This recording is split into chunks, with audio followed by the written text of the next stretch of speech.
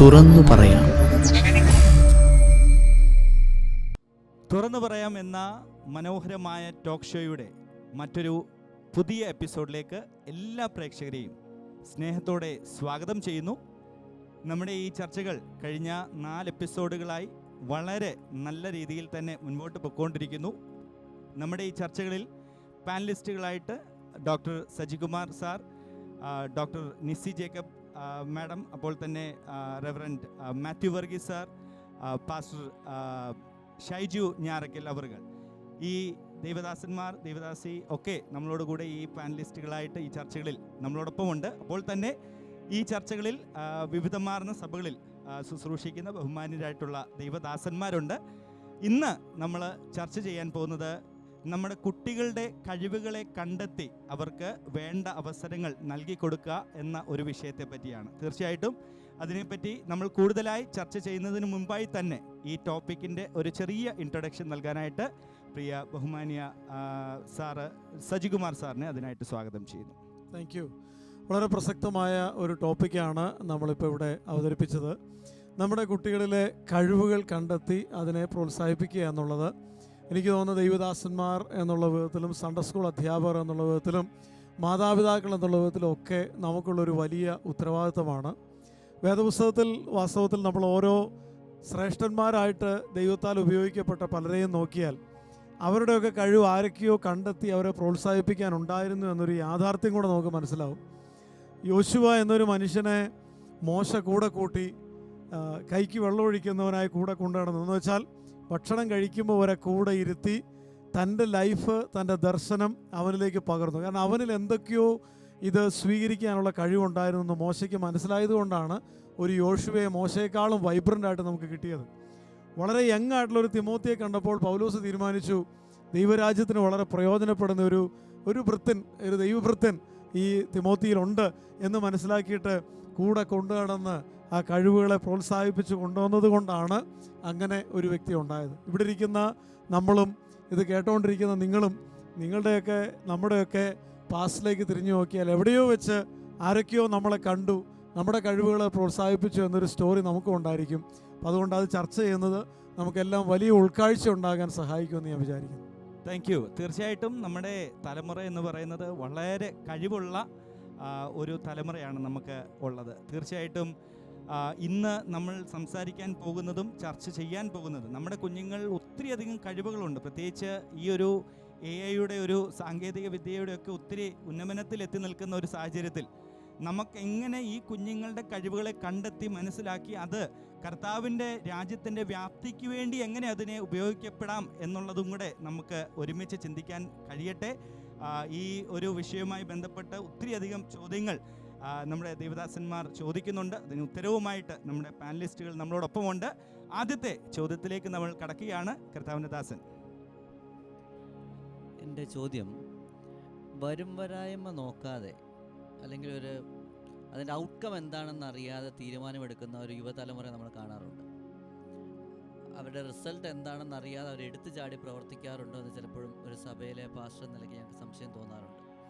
അങ്ങനെയുള്ള ആ എടുത്തുചാട്ടത്തിൻ്റെ സ്വഭാവം ഒന്ന് കൺട്രോൾ ചെയ്തിട്ട് അവരുടെ അതിൻ്റെ ഫ്യൂച്ചർ എഫക്റ്റ് ഇതാണ് നിങ്ങളുടെ ജീവിതത്തിൽ സംഭവിക്കാൻ പോകുന്നത് എന്ന് മനസ്സിലാക്കി അവരെ ഗുണനിലവാരമുള്ളൊരു വിശ്വാസ പൈതലാക്കി മാറ്റിയെടുക്കുവാൻ ഒരു ദൈവദാസൻ എന്ന നിലയ്ക്ക് ഞങ്ങൾക്ക് എന്ത് ചെയ്യുവാൻ സാധിക്കും? ഈ ഒരു ചോദ്യത്തിന് ഒരു ഉത്തരമായിട്ട് നമ്മൾ ആദ്യമേ കുഞ്ഞുങ്ങളുടെ ഒരു ബ്രെയിൻ ഡെവലപ്മെൻറ്റോട് ഒന്ന് ചിന്തിച്ചാലേ കഴിയത്തുള്ളൂ. കാര്യം ഇവരിൽ പൂർണ്ണമായിട്ടും റാഷണലായിട്ട് ചിന്തിച്ച് വരും വരായികളൊക്കെ ചിന്തിച്ച് എടുക്കാനുള്ള ഒരു ബ്രെയിൻ ഡെവലപ്മെൻറ്റ് ഫുള്ളി ആവുന്നത് ഒരു 26 വയസ്സോടെയാണെന്നാണ് പറയുന്നത്. അവരുടെ ഒരു കംപ്ലീറ്റ് ആയിട്ടുള്ള ബ്രെയിൻ ഡെവലപ്മെൻറ്റ്. അപ്പം അതിനു മുമ്പ് ഇവരിൽ നിന്ന് നമുക്ക് അഡ്വഞ്ചറസ് ആയിട്ടും പെട്ടെന്നൊന്നും ചിന്തിക്കാത്തതായിട്ടുള്ള പല കാര്യങ്ങളും നമുക്ക് അവരിൽ നിന്ന് അതാണ് ഉണ്ടാകുന്നത്. കാര്യം അവരുടെ വളർച്ചയുടെ ഭാഗമാണ് ഇതെല്ലാം. അപ്പോൾ നമ്മൾക്ക് ഇവിടെ ചിന്തിക്കാൻ കഴിയുന്നത് എങ്ങനെ നമുക്ക് ഇത്തരത്തിലുള്ള ഈ ഒരു നേച്ചറിനെ കൈകാര്യം ചെയ്യാമെന്നുള്ളതാണ്. അവിടെയാണ് ഡിസൈപ്പിൾഷിപ്പിൻ്റെ ഒരു റോൾ അവിടെ കിടക്കുന്നത്. കാര്യം ഒരു ലീഡർ, ഇപ്പം സജികുമാർ സാർ പറഞ്ഞതുപോലെ ഒരു യോശുവാനെ എഴുന്നേൽപ്പിച്ചതുപോലെ അല്ലെങ്കിൽ ഒരു തിമോത്തിസിനെ എഴുന്നേൽപ്പിച്ചതുപോലെ നമ്മളുടെ അടിയിൽ അടുത്ത ഒരു ലീഡറായിട്ട് വരാനുള്ള കുഞ്ഞുങ്ങളാണ് ഇവർ.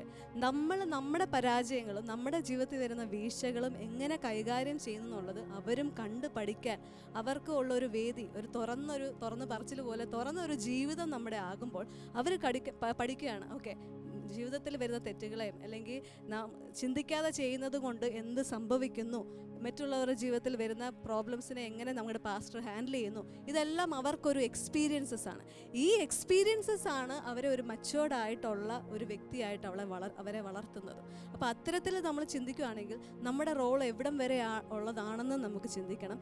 എന്നാൽ തിമോത്തിയോസിൽ ഒരു വാക്യമുണ്ടല്ലേ, ക്രിസ്തുയേശുവിലുള്ള വിശ്വാസത്താൽ നിന്റെ രക്ഷയ്ക്ക് കാരണമാകുന്ന ആ ഒരു ജ്ഞാനിയാക്കുന്ന തിരുവെഴുത്തുകൾ നീ ബാല്യം മുതൽ അറിഞ്ഞിരിക്കുക എന്നുള്ളത്. അപ്പോൾ ഈ തിരുവെഴുത്തുകളാണ് ഒരു വ്യക്തിയെ ജ്ഞാനിയാക്കുന്നതും അതിന് മാത്രമേ ഒരു വ്യക്തിയെ രക്ഷിക്കാൻ കഴിയത്തുള്ളൂ. അപ്പോൾ രക്ഷിക്കുക എന്നുള്ളത് കർത്താവിൻ്റെ ഒരു റോളാണ്. നമുക്ക് ഈ തിരുവെഴുത്തുകളും തിരുവെഴുത്തിൻ്റെ മർമ്മങ്ങളും നമ്മുടെ ഉപദേശത്തിലൂടെയും ജീവിതത്തിലൂടെയും കാണിച്ചു കൊടുക്കുക എന്നുള്ളതാണ് നമ്മളുടെ റോൾ. എന്നാൽ അത് നമ്മൾ വ്യക്തമായിട്ട് ചെയ്യുകയും വേണം. അതിലൂടെ അവർ എക്സ്പീരിയൻസസിലൂടെ അവർ മച്ചുവേർഡ് ആവും. Yes, thank you. ആ ഒരു ചോദ്യത്തിന് യഥാർത്ഥമായൊരു ഉത്തരം ലഭിച്ചു എന്ന് കരുതുന്നു. അടുത്തൊരു ചോദ്യത്തിലേക്ക് നമ്മൾ പോവുകയാണ്. മറ്റൊരു ദേവദാസൻ. സാറേ, എൻ്റെ ചോദ്യം ഇതാണ്. ഈ കാലഘട്ടത്തിൽ ഏറ്റവും അധികം വളർന്നുകൊണ്ടിരിക്കുന്ന ഒരു മേഖലയാണ് സയൻസും സോഷ്യൽ മീഡിയയും, അപ്പോൾ തന്നെ സാങ്കേതിക വശങ്ങൾ. AI പോലെയുള്ള നൂതന സാങ്കേതിക വിദ്യകൾ വളർച്ച പ്രാപിച്ചുകൊണ്ടിരിക്കുന്ന ഈ കാലഘട്ടത്തിൽ അതിനെ എങ്ങനെ സുവിശേഷത്തിനും ആത്മീയതയ്ക്കും ഗുണകരമായി മാറ്റിയെടുക്കാൻ പറ്റും എന്നതിനെക്കുറിച്ച് ഒന്ന് വിശദീകരിക്കാം. ഈ സോഷ്യൽ മീഡിയയ്ക്ക് നമ്മൾ ശരിക്കും പറഞ്ഞു കഴിഞ്ഞാൽ അതൊരു ഇരുതലവാളാണ്. നല്ല കാര്യത്തിന് ഉപയോഗിക്കാം, ചീത്ത കാര്യത്തിന് ഉപയോഗിക്കാം. ശരിക്കും ഒരു ബിബ്ലിക്കൽ പ്രവചനം കൂടെയാണ് അത്. ഇതുപോലുള്ള സോഷ്യൽ മീഡിയ പ്ലാറ്റ്ഫോംസ് എന്ന് പറയുന്നത്, നമ്മളതിനെ നമ്മുടെ കുഞ്ഞുങ്ങളോട് അവർക്കതിൻ്റെ ആദ്യം ഗുണവശങ്ങൾ എന്ത് ചെയ്യുക പറഞ്ഞു കൊടുത്തുകൊണ്ട് അതിലൂടെ നമുക്ക് ചെയ്തെടുക്കാൻ പറ്റുന്ന കാര്യങ്ങൾ എന്ത് ചെയ്യുക അവരെ പറഞ്ഞ് ബോധ്യപ്പെടുത്തുക. അപ്പോൾ തന്നെ ദോഷവശങ്ങളും എന്ത് ചെയ്യണം മനസ്സിലാക്കി കൊടുക്കണം. മുമ്പേ ഡോക്ടർ നിസി പറഞ്ഞതുപോലെ അവർക്ക് ഇതിനെക്കുറിച്ച് പെട്ടെന്നുള്ള അവബോധമൊന്നും എന്ത് ചെയ്യത്തില്ല, വരത്തില്ല. അതിൻ്റെ ഏറ്റവും ശ്രദ്ധേയമായ ഒരു കാര്യം എന്ന് പറയുന്നത്, കുഞ്ഞുങ്ങൾക്ക് ഫോൺ വാങ്ങിക്കൊടുക്കുമ്പോൾ അല്ലെങ്കിൽ ആ ടാബോ വാങ്ങിക്കൊടുക്കുമ്പോൾ മാതാപിതാക്കളുടെ ഒരു ശ്രദ്ധ അതിൽ എന്ത് ചെയ്യണം ഉണ്ടാകണം. മാതാപിതാക്കളുടെ ഇപ്പം നമ്മൾ ഫോൺ എടുത്താൽ ഒന്നും തുറക്കത്തില്ല, പക്ഷേ പിള്ളേർ തൊട്ട് കഴിയുമ്പോൾ എല്ലാ ആപ്പുകളും എന്ത് ചെയ്യുക തുറന്നു വരുന്നു. അവരതെല്ലാം പാസ്വേഡിലിട്ട് പ്രൊട്ടക്റ്റ് ചെയ്യപ്പെട്ടിരിക്കുന്നു. ആ ഒരവസ്ഥയ്ക്ക് മാറ്റം വരണം. നമ്മുടെ ഫിംഗർ പ്രിൻ്റോ റെറ്റിനയോ എന്തെങ്കിലും കൂടെ ആ കുഞ്ഞുങ്ങളുടെ ആ ഒരു ഫോണിലോ അവരുപയോഗിക്കുന്ന ഇതുപോലുള്ള ആ ഉപകരണങ്ങളെ മേൽ നമ്മുടെ ഒരു നിയന്ത്രണം കൂടെ ഉണ്ടായിരിക്കണം. അവരറിയാതെ അതിനെ എന്ത് ചെയ്യണം നമ്മൾ പരിശോധിക്കണം. അത് പരിശോധിക്കപ്പെടും. അല്ലെങ്കിൽ ഉണ്ടാകാൻ പോകുന്നതെന്ന് പറഞ്ഞു കഴിഞ്ഞാൽ കഠിനമായിരിക്കുന്ന വിഷമതകൾ വരാം. കാരണം സോഷ്യൽ മീഡിയകളിൽ ഒരുപാട് ഗെയിമുകളുണ്ട്, കഠിനമേറിയ ടാർഗറ്റ് കൊടുക്കുന്നത്. ഒരു സമയത്ത് കേരളത്തിലൊക്കെ ഭയങ്കര പ്രശ്നമായിരുന്നു. ബ്ലൂ വെയിൽ പോലെയുള്ള ഗെയിമുകൾ, അവരുടെ കഠിനമായ ടാർഗറ്റ്, ഓരോ ടാർഗറ്റ് തയ്ക്കാൻ കൊടുത്ത് ലാസ്റ്റ് അത് ആത്മഹത്യയിലേക്ക് വഹിക്കുന്ന ഒരു പേപ്പറിൽ ഞാൻ ഇങ്ങനെ വായിക്കുകയുണ്ടായി. ഒരു മാതാവ് തൻ്റെ അക്കൗണ്ടിൽ നിന്ന് പൈസ പോകുന്നത് അറിഞ്ഞില്ല. കുറേ കാലം കഴിഞ്ഞ് ലക്ഷങ്ങൾ പോയി കഴിഞ്ഞപ്പോഴാണ് എന്ത് ചെയ്തത് അവർ മനസ്സിലാക്കിയത്. അത് ഈ ഗെയിം, ആ ഗെയിമിൻ്റെ അകത്ത് അപ്ഗ്രേഡ് ചെയ്യാൻ എന്ത് ചെയ്തു ഇട്ടു. എന്നിട്ട് അമ്മയുടെ അക്കൗണ്ട് കൊടുത്തു. അമ്മയുടെ അക്കൗണ്ടിൻ്റെ അകത്തുനിന്ന് ഈ പൈസ ഓരോ ഇത് ചെയ്യുമ്പോൾ അപ്ഗ്രേഡ് ചെയ്ത് പൊയ്ക്കൊണ്ടിരുന്നു. അപ്പോൾ അത് സംഭവിക്കാതിരിക്കണമെന്നുണ്ടെങ്കിൽ, അങ്ങനെയൊക്കെയുള്ള കാര്യങ്ങൾ സംഭവിക്കാതിരിക്കണമെന്നുണ്ടെങ്കിൽ അതിൻ്റെ മേൽ നമ്മുടെ ഒരു നിയന്ത്രണം കൃത്യമായിട്ട് എന്ത് ചെയ്യണം. ഇടയ്ക്കിടയ്ക്ക് കുട്ടികളുടെ ബാഗ് പോലും പരിശോധിക്കണമെന്നുള്ള ചിന്താഗതിക്കാരനാണ് ഞാൻ. ഇടയ്ക്ക് എന്ത് ചെയ്യണം, നമ്മുടെ കുഞ്ഞുങ്ങളെ സ്കൂളിൽ നിന്ന് പോയിട്ട് വരുമ്പോൾ അവരറിയാതെ തന്നെ ജസ്റ്റ് അവരൊന്ന് പരിശോധിക്കുന്നത് നല്ലതാണ്. ഇത് നമ്മളെ ഈ സോഷ്യൽ മീഡിയ പ്ലാറ്റ്ഫോം അവർക്ക് തുറന്നു കൊടുക്കുക മാത്രമല്ല, ഫോൺ മേടിച്ചു കൊടുക്കുക മാത്രമല്ല, അതിൻ്റെ മേൽ മാതാപിതാക്കൾക്കൊരു നിയന്ത്രണവും അവരുടെ ഒരു ഫിംഗർ പ്രിൻ്റ് ഒരു പാസ്വേഡും അതിൽ ഇട്ടുകൊണ്ട് പിന്നെ കുഞ്ഞുങ്ങൾക്ക് സുവിശേഷീകരണത്തെ സംബന്ധമായിട്ടുള്ള ബോധ്യത എന്ത് ചെയ്യുക. കാരണം ഓരോ ദിവസം ഇപ്പോൾ ആർട്ടിഫിഷ്യൽ ഇൻ്റലിജൻസ് വന്നു. ഞാൻ കഴിഞ്ഞ ദിവസം അതിനെക്കുറിച്ച് ലേഖനം എഴുതിയിട്ടുണ്ട്, സോഷ്യൽ മീഡിയ വിഭജനങ്ങൾ എന്ന് പറഞ്ഞുകൊണ്ട്. അടുത്ത വരുന്ന സൂപ്പർ ആർട്ടിഫിഷ്യൽ ഇൻ്റലിജൻസാണ് വരുന്നത്. ഇതിൻ്റെ ഒക്കെ 7 മടങ്ങ് എന്ത് ചെയ്യുക ഇതായി തീരുന്ന തരത്തിലേക്ക്, ലോകത്തെ നിയന്ത്രിക്കാൻ പറ്റുന്ന കാര്യത്തിലേക്ക്. അതുകൊണ്ട് അതിന് നമ്മൾ നിയന്ത്രണം വെച്ചേ പറ്റത്തുള്ളൂ. നമ്മൾ അതിൻ്റെ മേൽ എന്ത് ചെയ്യണം, നമ്മുടെ ഒരു നിയന്ത്രണം ഉണ്ടെങ്കിൽ നമുക്കിതിനെ നല്ല രീതിയിൽ ഉപയോഗിക്കാനായിട്ട് സാധ്യമായിട്ട്. അതെ, തീർച്ചയായിട്ടും ടെക്നോളജി എന്ന് പറയുന്നത് ദേവദാസൻ ഓർപ്പിച്ച പോലെ ഒരു ഇരുതല വാള് തന്നെയാണ്. കാരണം അതിൻ്റെ നല്ല വശങ്ങളും അപ്പോൾ തന്നെ അതിൻ്റെ ദൂഷ്യമായ വശങ്ങളും തിരിച്ചറിഞ്ഞ് നമ്മുടെ കുഞ്ഞുങ്ങളെ അതിനനുസരിച്ച് മുൻപോട്ട് വഴി നടത്താനായിട്ട് നമുക്ക് കഴിയണം. പ്രത്യേകിച്ച് ഈ കുഞ്ഞുങ്ങൾ വളരെ കഴിവുള്ളവരാണെന്ന് നമ്മൾ മുൻപ് തുടക്കത്തിൽ ഓർപ്പിച്ച പോലെ ഇവർ വളരെ ക്രൂക്കഡും കൂടെയാണ്. എന്ന് വെച്ചാൽ നമ്മളെ അല്ലെങ്കിൽ ദൈവദാസന്മാരെയോ അല്ലെങ്കിൽ മാതാപിതാക്കളെയോ ഒക്കെ വളരെ വേഗത്തിൽ കളിപ്പിക്കാൻ കൂടെ കഴിവുള്ള ഒരു തലമുറയുടെ മധ്യത്തിലാണ് നമ്മളായിരിക്കുന്നത്. അപ്പം തീർച്ചയായിട്ടും ആ ഒരു നിലവാരത്തിൽ അവരുടെ കഴിവുകൾ മനസ്സിലാക്കുമ്പോൾ തന്നെ അവർ വഴിതെറ്റിപ്പോകാൻ സാധ്യതയുള്ളത് കൊണ്ട് അവരെ മനസ്സിലാക്കി മുൻപോട്ട് നയിക്കേണ്ട ഒരു ആവശ്യവും നമ്മുടേതാണ്. തീർച്ചയായിട്ടും മൂന്നാമത്തെ ഒരു ചോദ്യത്തിലേക്ക് നമ്മൾ പോവുകയാണ്. പ്രിയ ദേവദാസൻ, ആ ഒരു മൂന്നാമത്തെ ചോദ്യത്തിലേക്ക് നമ്മൾ പോകുന്നു. ഇങ്ങനെ എപ്പിസോഡിലായിരിക്കാൻ കർത്താവസരം ഒരിക്കലും തുറന്നു പറയുവാൻ ഈ കുട്ടികളിൽ യേശുള്ള വിശ്വാസം നമ്മൾ വളർത്തിയെടുക്കുവാൻ നമുക്ക് അതെങ്ങനെ കഴിയും? അത് അവരുടെ ജീവിതത്തിൽ അവരുടെ ആത്മീയതയുടെ ആ ജീവിതത്തിലേക്ക് കൊണ്ടുവരുവാൻ അവർ പങ്കാളിത്തം, അവരുടെ കഴിവുകൾ അതെങ്ങനെ നമുക്ക് ആ യേശുള്ള വിശ്വാസത്തിലേക്ക് അവരെ വളർത്തിക്കൊണ്ടുവരാൻ എങ്ങനെ കഴിയും? അതിനെക്കുറിച്ചൊരു മറുപടി കിട്ടിയാൽ കൊള്ളാം. ഞാനൊരു ദിവസം എൻ്റെ ചർച്ചിൽ ഒരു യൂത്തിൻ്റെ വിഭാഗത്തിൽപ്പെട്ട ഒരാൾ എന്നോട് പറഞ്ഞൊരു ചോദ്യം എന്നെ വളരെ ചിന്തിപ്പിച്ചു. അപ്പം എന്നോട് പറഞ്ഞത്, പാസ്റ്റങ്ങൾ അറിയാമല്ലോ, ഒത്തിരി പേര് ഈ സോഷ്യൽ മീഡിയ ദുരുപയോഗം ചെയ്യണം, പാസ്റ്റങ്ങൾ അതിനെക്കുറിച്ച്. ഞാൻ പറഞ്ഞു യെസ്, പക്ഷെ പാസ്റ്റങ്ങൾ ഇതിനെ യൂസ് ചെയ്തുകൂടെ? എത്രത്തോളം പാസ്റ്റങ്ങൾ ഇതിനെ യൂസ് ചെയ്യുന്നുണ്ട്? അപ്പോൾ ഞാൻ ചോദിച്ചു അതെന്താണ്, ഇച്ചിരിയും കൂടെ വ്യക്തമായിട്ട് പറഞ്ഞു. അപ്പോൾ എന്നോട് പറഞ്ഞു, പാസ്റ്റങ്ങളെ നമുക്കിങ്ങനെ ചെയ്യാം, സോഷ്യൽ മീഡിയ ഉപയോഗിക്കാനുള്ളൊരു കുറേ ഐഡിയ പുള്ളി ഇങ്ങോട്ട് പറഞ്ഞു തന്നു. പുള്ളിയുടെ സഹായം കൊണ്ട് പിന്നെ പതുക്കെ സോഷ്യൽ മീഡിയ ഉപയോഗിക്കാൻ തുടങ്ങി. 1 മിനിറ്റ് വീഡിയോ ഒക്കെ ഇടയ്ക്കിട്ടപ്പോൾ ചിലപ്പോഴൊക്കെ 10-35,000 ആളുകൾ അത് കാണുന്നു. അപ്പോൾ ഏതെങ്കിലും ഒരു യൂട്യൂബിലൊരു വീഡിയോയിൽ നിന്ന് പുള്ളി ഒരു ചെറിയ കട്ട് ചെയ്തൊരു ഇതാക്കി തരിക എന്നൊക്കെ പറയുന്നത് നമുക്ക് ഒരുപക്ഷെ സമയമില്ലായിരിക്കാം, അതിനുള്ള കഴിവില്ലായിരിക്കും. ഇതിലൊക്കെ ആപ്പ് എവിടെയാണെന്ന് നമ്മൾ തപ്പിപ്പിടിച്ചാലൊന്നും കിട്ടത്തില്ല. പക്ഷെ അവർക്കിതിൻ്റെ ബെസ്റ്റ് ആപ്പ് അവരുടെ കയ്യിലുണ്ട്. അപ്പം അങ്ങനെ നമ്മുടെ കുട്ടികളിലെ കഴിവുകളെ അവരുടെ ഒരു രീതിയിലേക്ക് നമ്മൾ ഇറങ്ങിച്ചൊന്ന് ഡിസ്കസ് ചെയ്യുകയാണെങ്കിൽ അവർ തന്നെ നമ്മളെ ഒത്തിരി ആ കാര്യത്തിൽ ഗൈഡ് ചെയ്യും എന്നെനിക്ക് തോന്നിയിട്ടുണ്ട്.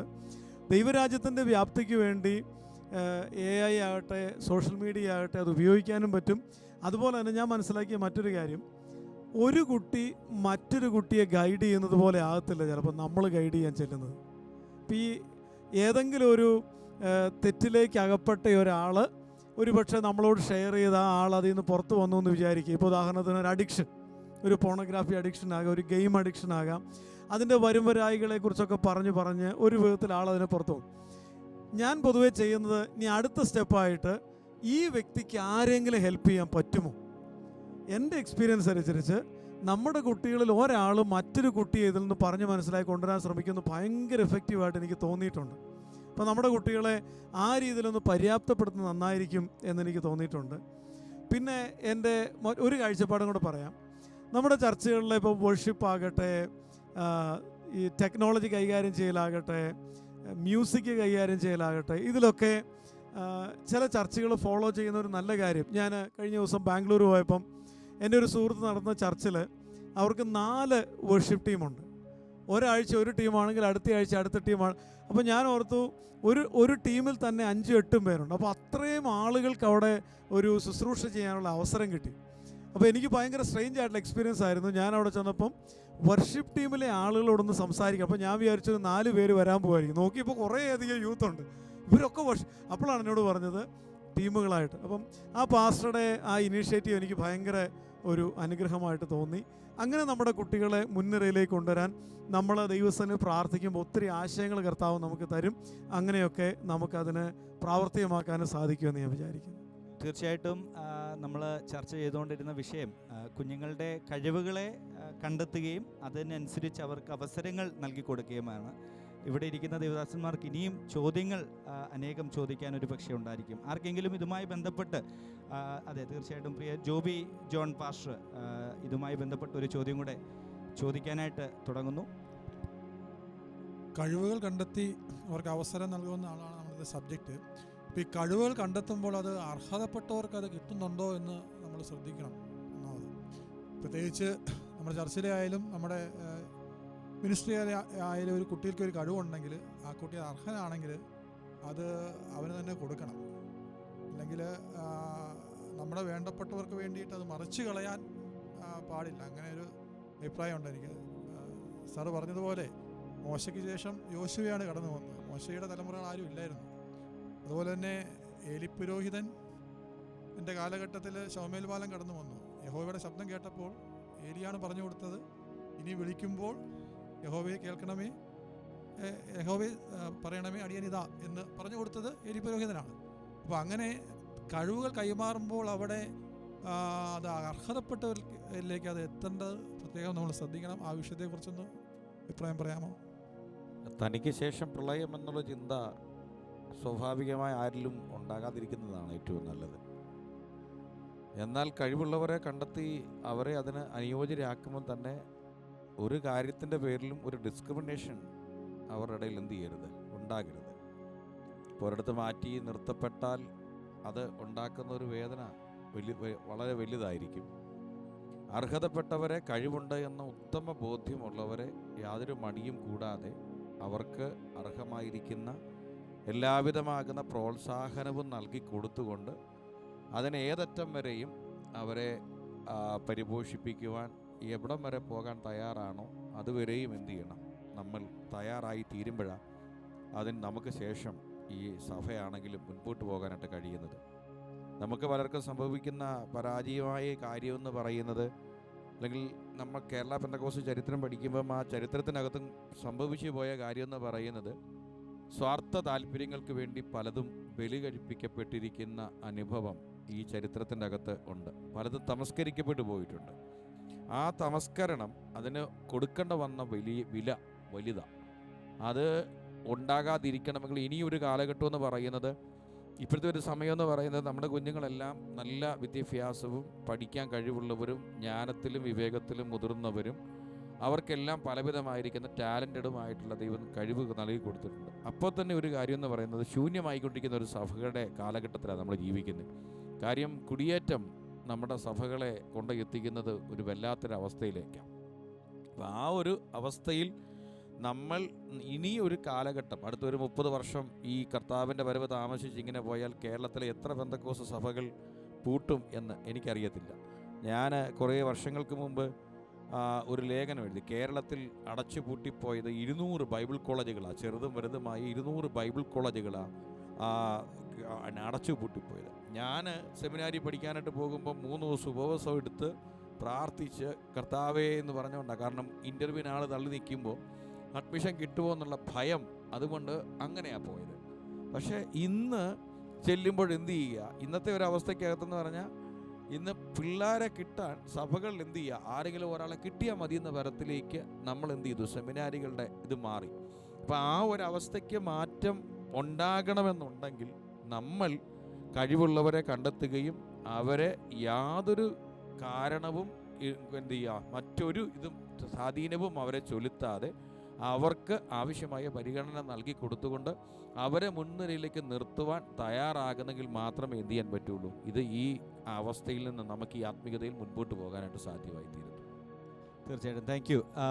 ഞാനിവിടെ ഇങ്ങനെ ഈ ഒരു ചർച്ചയുമായി ബന്ധപ്പെട്ട് തന്നെ നിൽക്കുമ്പോൾ എൻ്റെ മനസ്സിൽ വന്ന ഒരു പെട്ടെന്നൊരു ചിന്ത, ഒരു കാലഘട്ടങ്ങളിൽ നമുക്കറിയാം ആധുനിക സംവിധാനങ്ങളൊക്കെ തന്നെ വളരെ ഡെവലപ്പായിക്കൊണ്ടിരിക്കുകയാണ്. ഒരു കാലഘട്ടങ്ങളിൽ ടെലിവിഷൻ എന്നുള്ളത് നമ്മുടെ പെന്തക്കോസ്ത് സർക്കിളിൻ്റെ അകത്ത് വിളിച്ചുകൊണ്ടിരുന്ന ഒരു ഓമനപ്പേരുണ്ട്. പിശാചിൻ്റെ അല്ലെങ്കിൽ സാത്താൻ പെട്ടി എന്നൊക്കെ വിളിച്ച് വിശേഷിപ്പിക്കുന്ന ഞാൻ കേട്ടിട്ടുണ്ട്. എന്നാൽ അതേ നിലവാരത്തിൽ പറഞ്ഞ ഒരു വലിയ സമൂഹം തന്നെ ഇന്ന് എല്ലാ സംവിധാനങ്ങളും ഉപയോഗിക്കുന്ന ഒരു സാഹചര്യവും കാണുന്നുണ്ട്. അപ്പം തീർച്ചയായിട്ടും ഓരോ കാലഘട്ടം കഴിയുമ്പോഴും നമ്മുടെ ഈ തലമുറ ഇതെല്ലാം കണ്ടുകൊണ്ട് ഇരിക്കുകയാണ്. ഓരോ കാലഘട്ടം കഴിയുമ്പോൾ ഒരു സമയത്ത് ഇതിനോട് എതിർത്തവർ ഇപ്പോൾ അതിനെ ചേർത്ത് പിടിക്കുമ്പോൾ അതിൻ്റെ അകത്തൊരു വലിയ മിസ്അണ്ടർസ്റ്റാൻഡിങ്, അല്ലെങ്കിൽ ശരിക്കും പറഞ്ഞാൽ ടെക്നോളജി നല്ലതാണോ എന്ന് ചോദിച്ചാൽ ആണ്, ചീത്തയാണോ എന്ന് ചോദിച്ചാൽ ചീത്തയാണ്. പക്ഷെങ്കിൽ യഥാർത്ഥത്തിൽ ഇതിൻ്റെ ഒരു മിസ്അണ്ടർസ്റ്റാൻഡിങ് കുഞ്ഞുങ്ങളിൽ അല്ലെങ്കിൽ നമ്മുടെ യുവതലമുറയ്ക്കകത്തുണ്ട് ഉണ്ടാകുന്നുണ്ട്. അപ്പം തീർച്ചയായിട്ടും അങ്ങനെ ഒരു മിസ്അണ്ടർസ്റ്റാൻഡിങ്ങിനെ നമുക്ക് എങ്ങനെ ഒന്ന് തിരുത്തി കൊടുക്കാൻ കഴിയും എന്നുള്ള ഒരു വിഷയം കൂടെ സജി സാറ് അതിനോടുള്ള ബന്ധത്തിൽ ഒരു വാക്കൊന്ന് ആഡ് ചെയ്യും. യെസ്. ഒത്തിരി മിസ്അണ്ടർസ്റ്റാൻഡിങ്ങിൻ്റെ ഒരു കാലഘട്ടത്തിലാണ് നമ്മളിപ്പോൾ താമസിക്കുന്നത്. കാരണം ശരിയായ അറിവുകളെക്കാളും 10 മടങ്ങ് തെറ്റായ അറിവുകളുള്ള ഒരു സമൂഹത്തിലാണ് ജീവിക്കുന്നത്. നമ്മൾ ഈ ഒരു പദം പറയുന്നത് സത്യാനന്തര കാലം എന്ന് പറയാറുണ്ട്.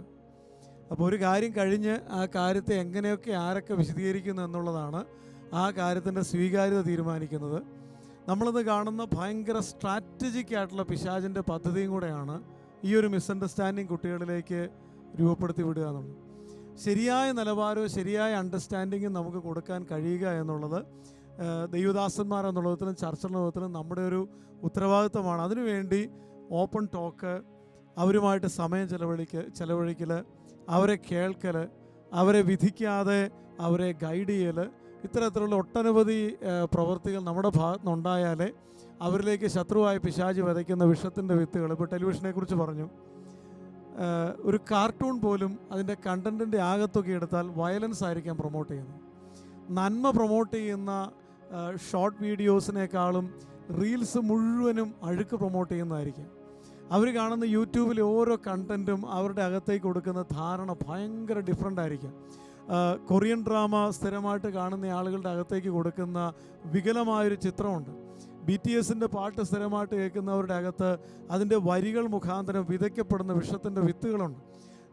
സ്ഥിരമായിട്ട് ഈ റൊമാൻറ്റിക് മ്യൂസിക് കേൾക്കുന്ന കുട്ടികളുടെ അകത്തേക്ക് അണ്ടർസ്റ്റാൻഡിങ്ങിന് പകരം റിലേഷൻഷിപ്പിനെ കുറിച്ച് കിട്ടുന്ന മിസ്അണ്ടർസ്റ്റാൻഡിങ്ങുകളുണ്ട്. ഇതിനെയൊക്കെ നമുക്ക് കണ്ടെത്താനും സാധിക്കണം, അതിനെ അഡ്രസ്സ് ചെയ്യാൻ സാധിക്കണം, അതിലവരെ കൃത്യമായി ഗൈഡ് ചെയ്യാൻ സാധിക്കണം. ഇതുപോലുള്ള തുറന്നു പറച്ചിൽ നമ്മുടെ ചർച്ചകൾക്കകത്ത് നടക്കണം എന്നാണ് എനിക്ക് തോന്നുന്നത്. തീർച്ചയായിട്ടും ഈ ഇന്നത്തെ നമ്മുടെ ഈ എപ്പിസോഡിൽ നമ്മൾ ചർച്ച ചെയ്തതുപോലെ തന്നെ നമ്മുടെ കുഞ്ഞുങ്ങൾ ഒത്തിരിയധികം കഴിവുകൾ ഉള്ളവരാണ്. അപ്പോൾ തന്നെ ആ കഴിവുകൾ ദൈവരാജ്യത്തിൻ്റെ വ്യാപ്തിക്ക് വേണ്ടി ഉപയോഗിക്കപ്പെടുവാൻ നമ്മൾ ദൈവദാസന്മാർ അതിനുവേണ്ടി ശ്രമിക്കുകയും അതിനുവേണ്ടി അധ്വാനിക്കുകയും ഒക്കെ ചെയ്യുവാൻ നമുക്ക് സാധിക്കട്ടെ. ഈ എപ്പിസോഡ് നമ്മൾ വൈൻഡപ്പ് ചെയ്യാൻ പോവുകയാണ്. അതിനു മുമ്പായിട്ട് പ്രിയ മാത്യു സാറ് നമ്മളോടൊപ്പം ഉണ്ട്. ഇതിൻ്റെ ഒരു കൺക്ലൂഷൻ വേർഡ്സായിട്ട് മാത്യു സാർ ചില വാക്കുകൾ ഓർപ്പിക്കും. നമ്മളുടെ ഇപ്പോൾ കുഞ്ഞുങ്ങളുടെ കഴിവുകളെ പറ്റി വളരെയധികം നമ്മൾ സംസാരിച്ചു. പ്രത്യേകിച്ച് AI മുതൽ ആർട്ട് ബേസ്ഡ് ആയിട്ടുള്ള കഴിവുകളെ പറ്റിയെല്ലാം നമ്മൾ സംസാരിച്ചു. പക്ഷേ എനിക്ക് പറയാനുള്ള വേറെ ഒരു കാര്യം എന്ന് വെച്ച് കഴിഞ്ഞാൽ കുഞ്ഞുങ്ങളുടെ സ്വഭാവവും കുഞ്ഞുങ്ങളുടെ ഒരു കഴിവാണെന്ന് എനിക്ക് ചിന്തിക്കുന്നത്.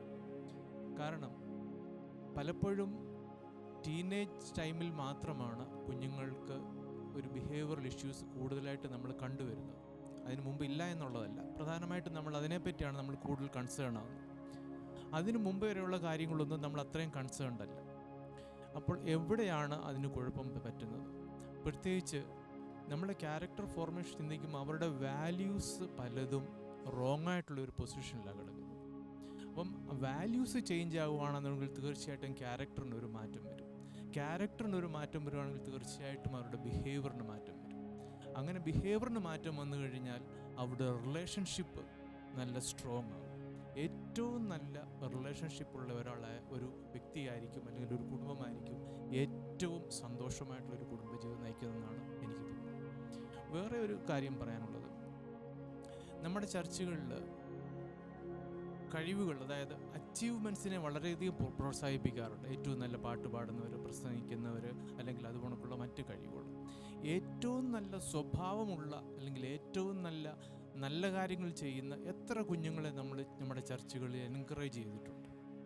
പലപ്പോഴും ഒരു കുഞ്ഞൊരു നല്ല കാര്യം ചെയ്യുവാണെങ്കിൽ എന്തെങ്കിലും ഒരു ഹെൽപ്പ് അല്ലെങ്കിൽ തൻ്റെ ക്ലാസ്സുകളിലോ അല്ലെങ്കിൽ മറ്റെന്തെങ്കിലും കാര്യത്തിൽ ചെയ്യുമ്പോൾ നമ്മുടെ ചർച്ചിൽ ആ കുഞ്ഞിനെ വിളിച്ചു വരുത്തി നമ്മൾ ആ കുഞ്ഞിനെ ഒന്ന് പ്രൈസ് ചെയ്യാറുണ്ട്. അങ്ങനെ പ്രൈസ് ചെയ്യുവാണെങ്കിൽ തീർച്ചയായിട്ടും അതുപോലുള്ള കഴിവുകളും അവരുടെ ക്യാരക്ടറും രൂപാന്തരപ്പെടുമെന്നാണ് ഞാൻ പരിപൂർണമായിട്ട് വിശ്വസിക്കുന്നത്. Thank you so much. ഇന്നത്തെ ഈ ചർച്ച തീർച്ചയായിട്ടും നമുക്കെല്ലാവർക്കും, ലോകമെമ്പാടുമുള്ള ദൈവദാസന്മാർക്ക്, സഭകൾക്കൊക്കെ ഒരു വലിയ ബ്ലെസ്സിങ് ആയെന്ന് ഞങ്ങൾ ചിന്തിക്കുന്നു. ഈ ചർച്ചകൾ ഇനിയും തുടരും. തീർച്ചയായിട്ടും ഈ ചർച്ചകൾ, ഇത്രയും എപ്പിസോഡുകൾ നിങ്ങൾ തുടർമാനമായി ഞങ്ങളെ വീക്ഷിച്ചുകൊണ്ടിരിക്കുകയായിരുന്നു. നല്ല നല്ല ചോദ്യങ്ങളും ഉത്തരങ്ങളുമൊക്കെ കേട്ടുകൊണ്ടിരിക്കുകയായിരുന്നു. മറ്റൊരു എപ്പിസോഡിലേക്ക് നമ്മൾ വരും വരെ എല്ലാവർക്കും ഞങ്ങൾ എല്ലാവിധ നന്മകളും നേരുന്നു. Thank you so much. God bless you all.